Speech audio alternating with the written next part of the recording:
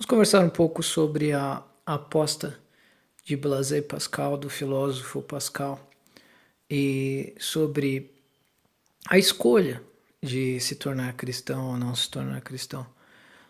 Vocês estão no Brasil, sobretudo Deus, sobre todos, deixem seu like, inscrevam-se no canal, compartilhem esse vídeo e assistam também os outros.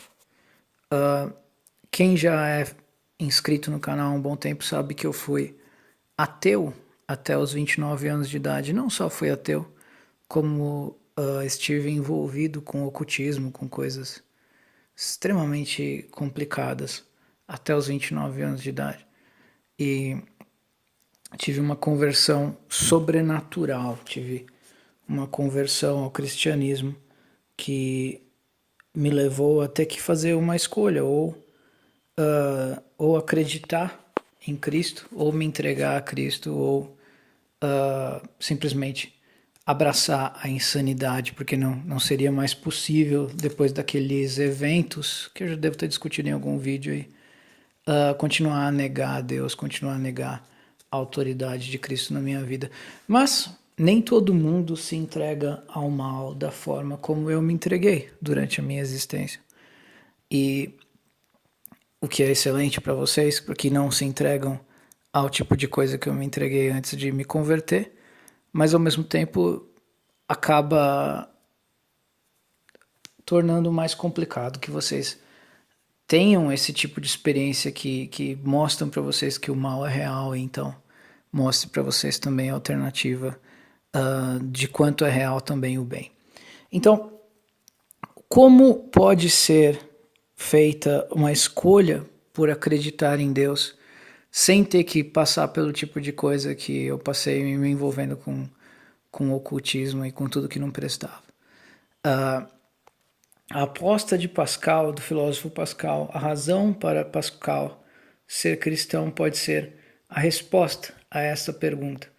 E a aposta de Pascal é o seguinte: por que acreditar em Deus mesmo sem provas? A aposta de Pascal: mesmo sem provas, é mais razoável acreditar que Deus existe, pois a melhor resposta, e depois eu vou expandir isso para por que acreditar em Cristo, sem ter que se meter com tudo que não presta igual eu fiz, para depois ter que chegar ao ponto de fazer a escolha entre o inferno ou praticamente literalmente ter que fazer essa escolha, ter o mundo sobrenatural aberto diante dos meus olhos de tal forma que não seria mais possível eu continuar me auto-intitulando ateu sem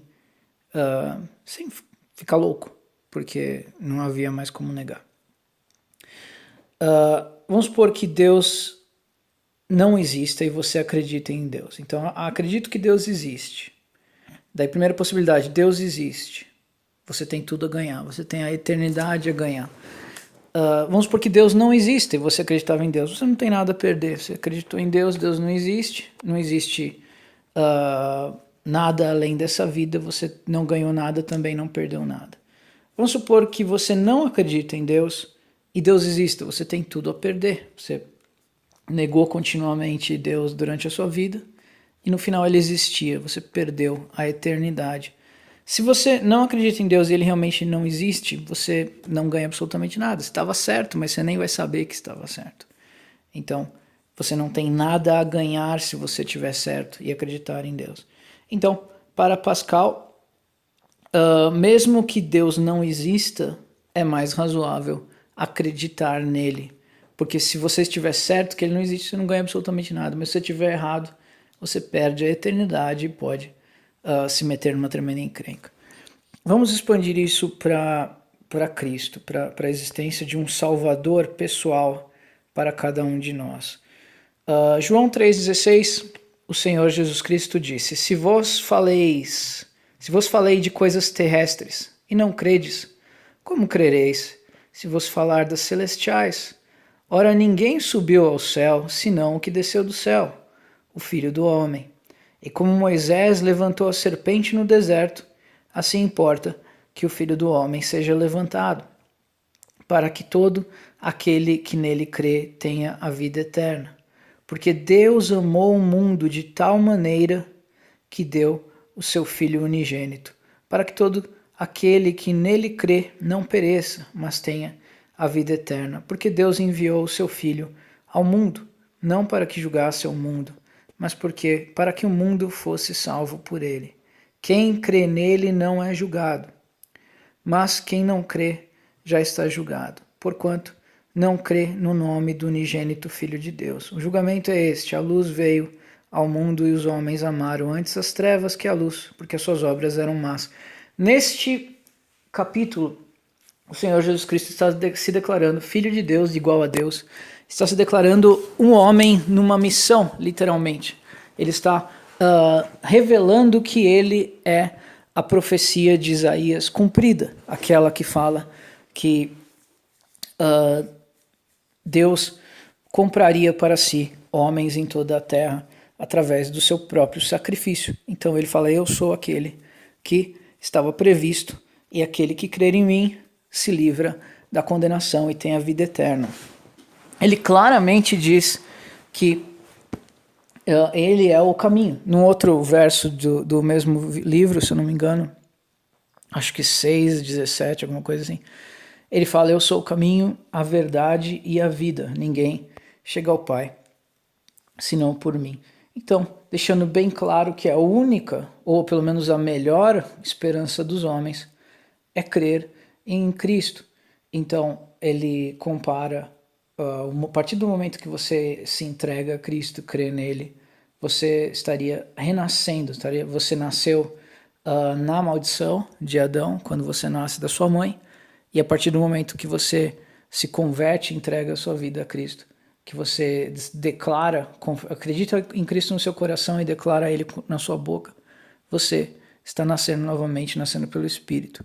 E é claro, nas várias denominações cristãs existem rituais que simbolizam essa entrega, seja o batismo de imersão, seja o batismo sem imersão, seja como nas igrejas batistas ir até a frente da congregação e declarar que aceita Cristo, seja fazer a oração e tal.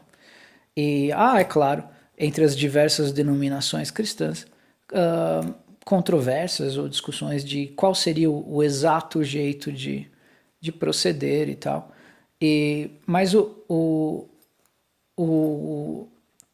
espírito da coisa, o fundamento de todo esse princípio é, claro, crer em Cristo no coração, entender a missão dele, entender o papel dele como Criador e como Salvador, e confessar ele com a boca, falar: a partir de hoje eu sou cristão, entrego minha vida a Cristo. E muitas pessoas têm pavor disso, porque falam: quer dizer que agora eu não posso mais fazer isso, não posso mais fazer aquilo. E muitas pessoas não conseguem perceber que o Criador do mundo é mais poderoso do que o nosso pecado pessoal. Então, primeiro aceitar, primeiro crer, e depois se preocupar com como vai ser seu estilo de vida daqui por diante. Eu imagino e eu espero que eventuais alterações no estilo de vida venham pela força de Deus e não porque você está forçando alguma coisa. Porque em momento algum Cristo aqui diz: o pressuposto para você me aceitar é você fazer isso e aquilo. Não, crer e será salvo. E é claro, a partir do momento que você creu, aceitou Cristo, ele vai viver com você no seu coração. É de se esperar que ocorram alterações. O Espírito de Deus não habita num vaso, numa pessoa, sem manifestar o seu poder. Então, é de se esperar que muitos dos seus hábitos sejam alterados ao longo do tempo. Alguns mais rápido, alguns mais vagarosamente, alguns talvez não sejam alterados. Nós não conseguimos saber o plano do Senhor na vida de cada um. Mas daí voltamos, dito isto, voltamos à aposta de Pascal.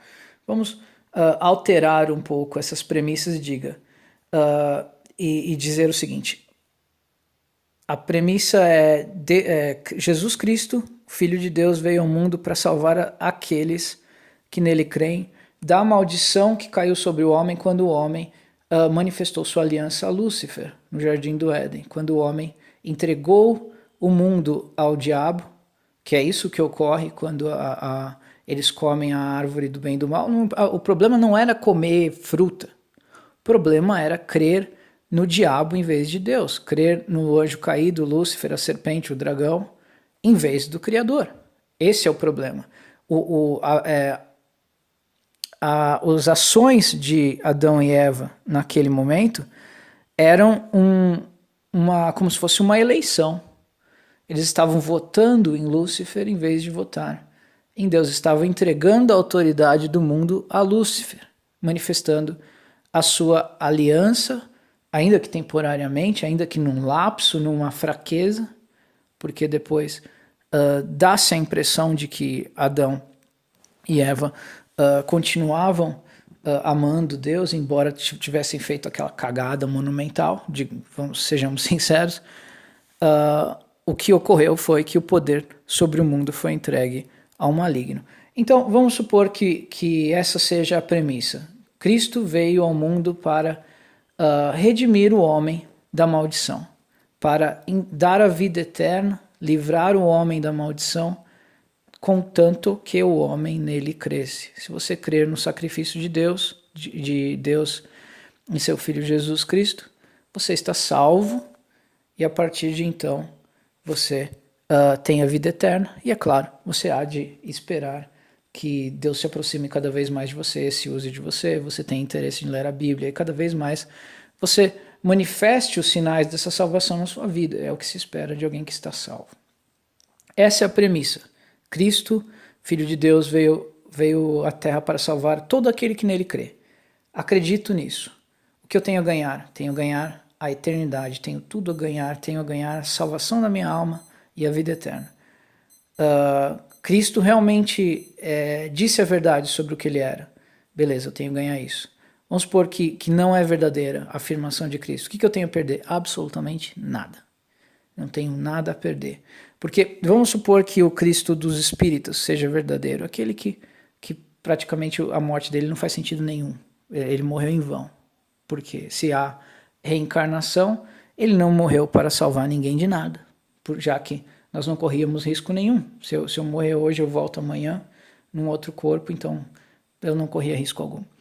Então vamos supor que Cristo, o nosso Cristo da Bíblia cristã, seja falso. O que eu tenho a perder? Absolutamente nada. Se os espíritas estivessem certos, eu realmente volto num outro corpo e continuo nesse círculo, nessa roda, indefinidamente, ou sabe Deus até quando. Então, não tem absolutamente nada a perder. Se os ateus estiverem corretos, também não tem absolutamente nada a perder. Eu deixo de existir e acabou. Agora, vamos supor que eu acredito que Cristo não existe, certo? Se ele existir, se for verdadeiro, e eu não acreditei, muito embora exposto à possibilidade de salvação, foi-me feita a oferta, você não quer aceitar Cristo? Você não quer ser salvo? E eu neguei até o dia da minha morte. O que eu tenho a perder? Absolutamente tudo. Eu perdi a eternidade. O que eu tenho a ganhar? Absolutamente nada. Cristo não... eu não acreditei em Cristo, Cristo não existia, o que eu ganhei? Absolutamente nada.